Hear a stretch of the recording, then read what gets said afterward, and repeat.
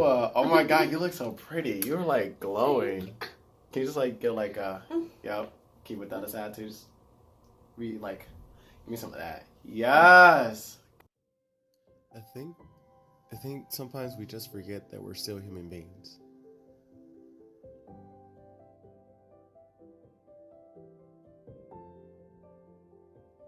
Yeah, I think it's important that everyone should know their status. Knowing your status is the first step to really kind of having that conversation. I think it's important we learn how to tackle stigma and get rid of it. I think it's such an extremely amazing thing that I get to do this every day and meet such great people and learn their story and share some of their story with the people that watch us every day. To remember to stay hopeful in victory. And like there, by the way, the camera thing's there, down there, so if you want to like get that like little angle there. But ooh, guys, there it is. Oh. Welcome back. I have one of my special guests and special friends with me today, Kayla. How's it going, girl? Hi. I want to mess up your makeup because her shit is setting spray, girl. spotless. Oh, see, and guess what? The best part is Kayla's actually going to be doing my makeup if we actually reach the $1,000 mark for Central Illinois. Yes. So like, what do you have in mind? Everything. I have everything in mind. Everybody. So my good friend and your good friend now, Brittany, she's gonna be getting your wig, and well, she already has it. She already has it. She got it. So that she's first gonna, week. yeah. She's like, we were sitting here while you were taking pictures of Erica, and she's like, he thinks I'm kidding, and like orders it while we're right there, and I was like, yep, perfect. I got done. Yes. And I turned around, and Brittany's like, guess what? Guess what's coming in by Friday? I'm like, oh, cool. I didn't think too much of it. But then, like, Friday hit, and she sent me that text, and she has, like, on this mannequin head, and it's, like, this gorgeous, like, curly hair, and I'm like, I'm about to get glam as fuck. And it's so pretty. It's got to be for the best reason, best cause, and it's to bring awareness, break stigma for people living with HIV, break stigma around HIV and AIDS. And all the funds that we're raising today or this week is going to be going to Central Illinois Friends that assist people who are living with HIV. Don't forget to drop donations in the description below. I'll leave down here, and you can go to that and you can leave your little donation there. Let's go ahead and get to the shit, because like we talking way too much and we got so much to talk about. Let me go ahead and start y'all off with a dab of that coffee. Yes. How do we do this? Oh, you can How do go we and do do a little dab. Uh-huh. Yes, and then down here. Yes. Oh. See, I like to get the slurps in because I love the slurps. Just gotta hear all that.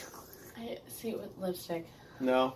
And I'm gonna still give a claim to my girl for coming onto the show and actually like talking about HIV and today's this week is actually themed around games with friends and dares. So in this little bowl that we have here is honestly just a bunch of truth marked or dare marks or even games. As you guys learned from the past couple of days, the games are pretty outrageous, but they're fun to watch. Just try us pull it off, but also learn a little bit about ourselves. Tie the biggest bow tie. Oh.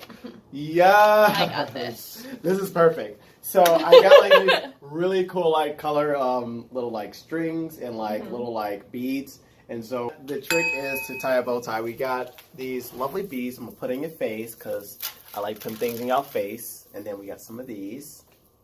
This reminds me of, you know, like the early 2000s when it was such a thing for girls to have like these in front of their doors. Oh my God, yes. For their bedroom. Or like one girl I knew had it in front of her closet and it was like, on your marks, get set. I'm at a disadvantage, but it's fine. Okay, I'm gonna wait till you go. Okay. On your mark, my eyes gotten pure get set, start, go. Okay. Let's spread these out so we can like do that. Okay. And we want biggest, right? Like yes, biggest bow tie. Right. Do you think 2 minutes will be good? I mean, I would hope so. If we're not done by 2 minutes. So I'm wrong. Yeah. Okay. Have like any personal experience with just kind of like HIV itself, or was it kind of new? Not really. So my mom's a family practice doctor, so she was always, you know, very educated on when it was more seen as like an epidemic. Not too terribly long ago. Yeah. But for me, so I grew up around here. I went to church around here when I was growing up with my parents. So born and raised in Bloomington? Well, I was born in Denver, but I was adopted, and my parents lived here. Oh, okay. Well, it was Mackinac at the time. And so... I didn't know that about you. Mm-hmm. Yeah. Cool. So my birth mother, actually, she was on and off the streets, in and out of that... Why is there an alarm going on? You taking a nap right now, girl? No. She's been on and off the street. She actually was off for a while, and then recently she, fell back into some addiction and things like that. So I was actually adopted within the family. I was educated very conservatively. So it was that really negative stigma. Like, it was, like, literally in my school, which was a Christian school, we were like, well, it was started in monkeys, so someone had to have done this. And then it was like they almost compared the gay community to someone who would do that to an animal. Like, yeah. Wow. And I was so young, like, and so that was just kind of like the fact.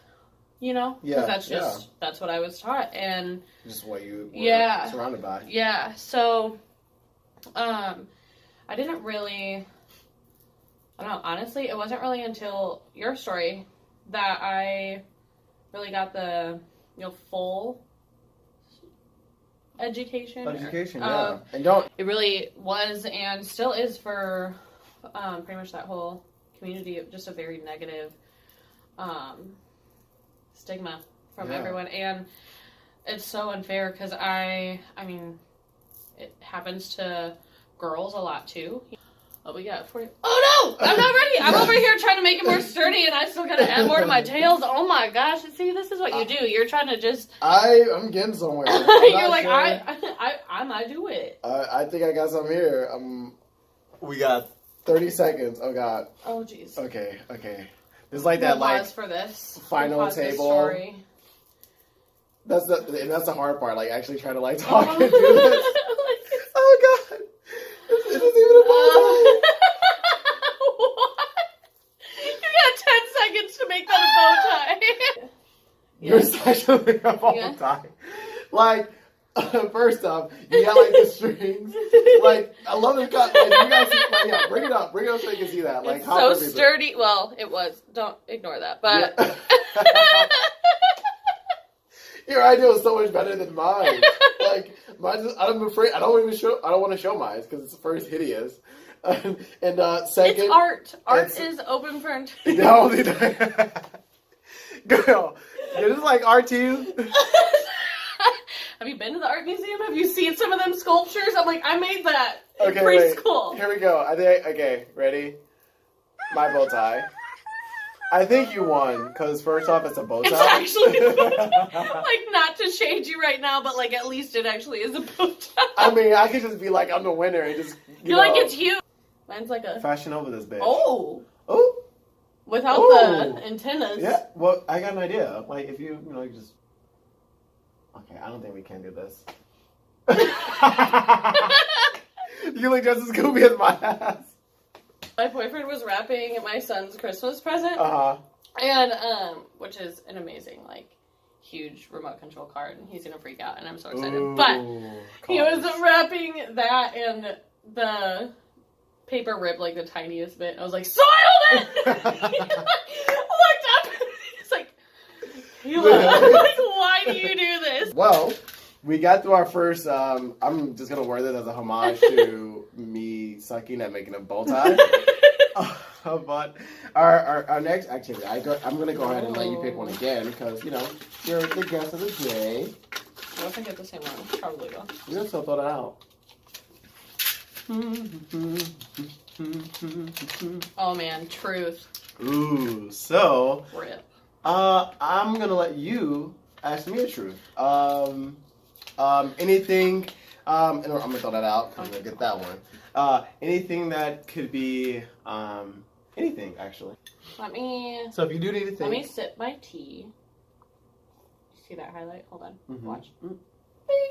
Me, it's not personal. Okay. And if it is, I'll just be like, Next.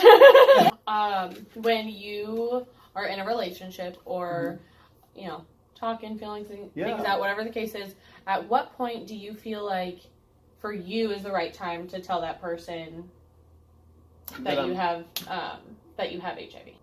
Of course, like on a date, I like to just go ahead and just like, if I am going on my first date, like I went on a date a couple of months ago, and that was the first time. That was the first thing that came into conversation. Like we talked about it. Like I have a tattoo too, so it's always kind of like a people are like, oh, what does that mean? And if you guys can see it, it's a plus sign.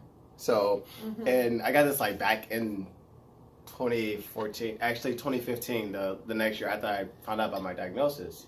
And I think it's just important to kind of say it sooner than later, only because it's just easier sooner. Right. Because what if that person isn't compatible? What if that person isn't in your life to be is that all focus? Before physical, of course, it's just so much easier because I think with that being off of your chest a little earlier, it's that you said it, you can confirm that this information is who I am. It doesn't define me. Right. And then even if you bring it up, and the greatest part about it all too is when I do talk about it, I can always say I'm undetectable as well, and they're just like, well, what does that mean? Like, you're still HIV positive, and it's like, yes, but the virus has been so suppressed that it actually can't be transmitted. Thank you. Transmitted through the many ways that it can be transmitted, because I take my meds every day, which is what they again call viral suppression, and then also what we call U equals U. Boop, U equals U. And we talked about this last week. U equals U means that I am undetectable, which means which equals untransmittable. Sorry, I cleared my throat. Personal, of when you're comfortable doing it. But I was just curious as to. I wanted to be open. I want us to be able to talk about this because I think there is something to learn on my end, and also from your understanding as well, and from people watching this is not the easiest conversation. No. And it gets easier the more you do it. But like, believe in yourself, know your worth. You have worth above anyone's opinion. Just know that. And I think that it starts there. And once you kind of recognize that, you can say that to yourself, then allow other people into your world when you kind of have that grounding with yourself. It's another truth. Do you want to do another truth? You can ask me a truth. Okay. I'll allow it. She already took over the show, y'all. This is Kayla. We're hopeful in victory, y'all.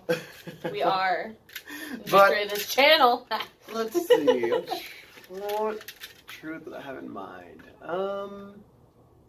Okay. Let's see.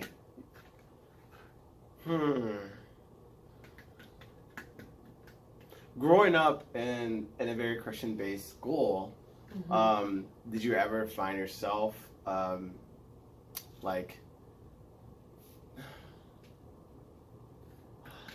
I kind of trying to figure out how I want to. I have a question that I could answer that would be somewhat on topic. Yeah. No, please. So, in the Christian school, so I was in public school until the middle of 4th grade, and then we switched to one. Excuse me. We switched to one Christian school in town until 7th grade. And then went to a different one for 8th grade, and then went to public school for high school. But it was all in Bloomington. Oh, wow, okay. Yeah. Wow. So, while I was at the first Christian school, I had a big birthday party. It was like, let's say like my 12th? What grade are you in? Whatever. It was like one of those, like, I felt like it was a big deal. But, whatever. And we were playing Truth or Dare, and it got brought up, if there was one girl in the class that you could kiss, who would that be? Yeah. And we answered it, and it was, like, it was a whole thing. Like, parents were calling parents. Like, oh my God. It was literally because then one of the girls told the girl that I said that she was my answer. And then because there was one girl who I... Do you think, like, you were going to find her and, like, fucking... right. That's why I don't know, like... I'm, like, 11 and haven't had my first kiss yet, so... Yeah. There's a truth or dare parents, but... Yeah, but, like, she was freaking out, and, because I was, like, a loser in my class. Girl. And it was, so, and then come to the realization later that I am bisexual, and having that be the first, like, I mean, I wasn't actually going to, it was just answering the question, but one of the girls that was my friend at the time was much more... Sorry to interrupt you, of course. Yeah, is that your identity as bisexual? Mm-hmm. Oh, okay, I didn't know that. Yeah. All right. Yeah, I am. And that was one of the things that caused a lot of issues in a previous relationship of mine. Because there was the assumption of, we get that stigma of, two girls, like, you're bisexual, so you, like, go kiss this girl, like, or people will think that, it's only when I'm drinking that a very toxic mindset, that, like, oh, this is what you do because it's it's fun. And, previous partners wanting threesomes and all of that, and, like, I don't share. First of all, I can't share my French fries. I'm not going to share my man, okay? Like, no. Because that's actually the craziest part. People who date bisexual people think they just assume that that you're just like you're open to all these ideas, or you're like you just sleep. You're doing that because you just like to sleep with just anybody. It's like. Or that, like, you just want the attention. That was, like, the biggest one that people accused me of. And I was like, I can be stone cold sober, and I'm still going to tell you how gorgeous she is. Yeah. And, like, before I was in my relationship, like, she's fine. Like, I would love to meet her, you know. And, I, like, honestly, most of my family, like, doesn't even know. Because they're, again, very conservative. And I love them very much, and I know that they love me, but...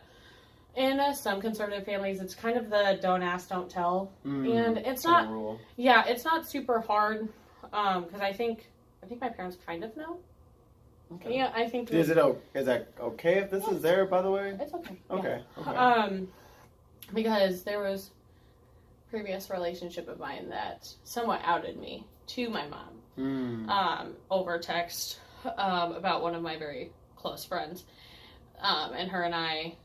I was her first female experience, and she kind of came to that realization of, her sexuality is okay too. So this is okay. Yeah, and but yeah. Anyways, I digress. But yeah, back to they all go to church on Sundays and all of that, and it's like that's great. Don't get me wrong, but it was also prevalent in the school because that's how everyone was being raised, was in that faith, which is a very very rewarding faith as long as you're actually following it. There are a lot of hypocrites in the school, but that's what caused a lot of problems for me and other people that I knew. There were a couple guys that they never came out until after high school because, like, there was just kind of no way. Fear, yeah. Yeah, like, guys, mostly, would call me a freak because... Like, they don't understand... And not in a, like, to them it was a positive way. Yeah. And I'm like... oh, she's a freak. Like, yeah. Right. And, like, first of all, that's not your business if I know that. Like, that's not what it decides that. I don't see nothing. I really want to paint these ponies, too. Your flag painting. Oh, we need to do more paintings. So, we actually did this, earlier. Earlier, what, 2 days ago? Oh, yeah, we did this earlier. Actually, yesterday, or excuse me, not if you didn't, but our next challenge is to paint these awesome little unicorns with our color of our flag. So paint your flag. The emphasis is more on, like, don't be homosexual. Yeah. Not how to protect yourself against things like that. Or, in, like, health class, it was more of, like, STDs were shown more as, like, a scare tactic, almost, like... Oh, there's a little, a little finger hole. I done been known. Yeah, see, I told you I need to watch her because she know the trade. She know the trade. There really wasn't much STD education. It was, they made you aware of it, but in the way of like, don't have, like Mean Girls. Don't have sex or you will get pregnant and you will die. Like that's, like get that education. It was kind of something I had to figure out for myself, once I had to, once that time in my life. How did you, since you didn't have that, how did you kind of learn it yourself? The internet, to be like the internet and my friends, like that was really kind of the only option because it wasn't something that I could talk to my parents about because I would get in trouble for, having relations anyways. So then if I felt that, like, if I were asking questions, then they would assume that I was. That you were already doing it, yeah. And I was, in my opinion, too young when I did. So I understand, but, so it was, and it's still, like, I'm still finding out and I'm still learning because I didn't get it when I was younger, but now that I'm in the stable relationship, I haven't been educating myself as much just because, like, I personally haven't needed the information. I've more been educating myself about, like, the social side of it, like, with your story and with Brittany's story, kind of that's more where I've been kind of focusing on learning because that's more where I can grow. Yeah. So. I was talking earlier this week with Brittany as far as, I think we tend to be afraid to sound like we don't know anything or not know or sound stupid. And I'm like, I'm not a Trump supporter and I don't want to sound like I'm one. No. But I think we do get in the habit of like where we don't know it, we kind of don't talk about it. But I think what's so interesting about your story about all of this is that you have sort of that mentality of wanting to keep an open mind and kind of learn in the process and listening to other people's story, because I think sometimes you have maybe a certain person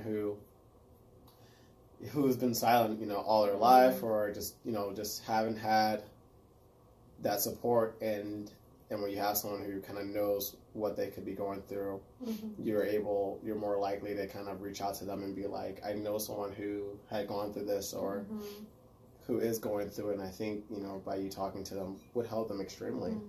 A lot of that is for my son's sake, because he, I don't know what the world is going to be like when he is older, because like it's already pretty insane, and in my opinion it's only kind of getting like worse as far as if people don't understand you, the hate, then and so I want to be able to give him the education that I didn't really have as far as just the social side of things, and that way down the road in like 30 years the sex side of things, just because I want him sex to when be, it's this, we would just be wearing goggles at that point.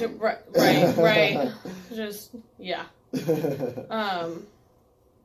so that's a lot of why I'm very interested, just because the more insight that I can give him, the more successful I feel like he'll be.